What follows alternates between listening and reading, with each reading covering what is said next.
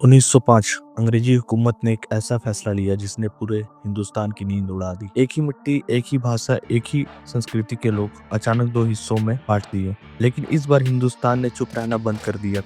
बात है 19वीं सदी के अंत की। बंगाल उस समय ब्रिटिशर का सबसे बड़ा, सबसे इम्पोर्टेंट प्रोविंस था। आज का वेस्ट बंगाल, बांग्लादेश, बिहार, उड़ीसा सब बंगाल का हिस्सा था। इतना बड़ा कि अंग्रेजी सरकार को कंट्रोल करना मुश्किल हो रहा था, या ऐसा वो दिखाना चाहते थे। लॉर्ड कुर्जन उस वक्त के वाइसरॉय थे। उन्होंने एक प्लान बनाया। प्लान सिंपल था, बंगाल को दो हिस्सों में तोड़ दो, ईस्ट बंगाल और वेस्ट बंगाल।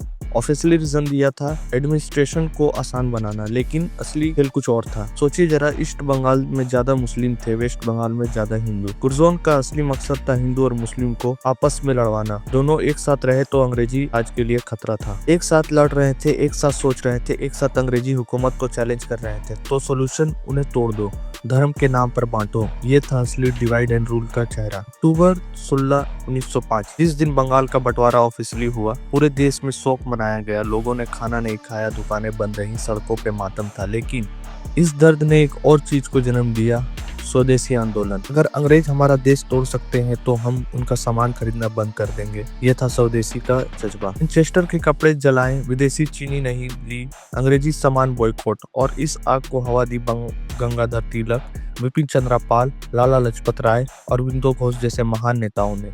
लाल बाल पाल, यही तीन नाम इस आंदोलन की पहचान थे। और एक ऐसा मूवमेंट आया जो इतिहास में हमेशा याद रखा जाएगा। रविंद्रनाथ टैगोर ने एक आइडिया दिया, अगर अंग्रेज हमें तोड़ना चाहते हैं तो हम और जुड़ जाते हैं। अक्टूबर 16 को बंटवारे वाले दिन हिंदू और मुस्लिम एक दूसरे को राखी बांधी। एक हिंदू अपने मुस्लिम भाई के पास गया, एक मुस्लिम हिंदू भाई के पास। ये रिश्ता धर्म का नहीं था, ये रिश्ता बंगाल की मिट्टी का था। अंग्रेजी हुकूमत का प्लान उल्टा पड़ गया। स्वदेशी आंदोलन ने पूरे देश को झंझोड़ दिया। पहली बार आम आदमी, गांव का इंसान सड़कों पर आए। पहली बार बॉयकॉट एक वेपन बन गया। ब्रिटिश गुड्स की बिक्री गिर गई, अंग्रेजी हुकूमत घबरा गई। और फिर 1911 में लॉर्ड हैडिनेज ने बंगाल का बंटवारा वापस ले लिया। लेकिन कहानी यहाँ खत्म नहीं हुई।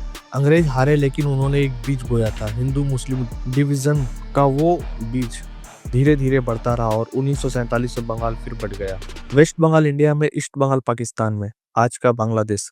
लाखों लोग उजड़ गए। 1905 में अंग्रेजी साजिश थी, उसका दर्द 1947 में पूरे हिंदुस्तान ने झेला। पार्टीशन ऑफ बंगाल सिर्फ एक पॉलिटिकल फैसला नहीं था, यह एक सबक था कि जब तुम्हें कोई तोड़ने की कोशिश करे तो तुम और मजबूत होकर जुड़ो। 1905 में बंगाली लोगों ने यही किया। अगर आपको वीडियो अच्छी लगी तो लाइक शेयर सब्सक्राइब जरूर करना।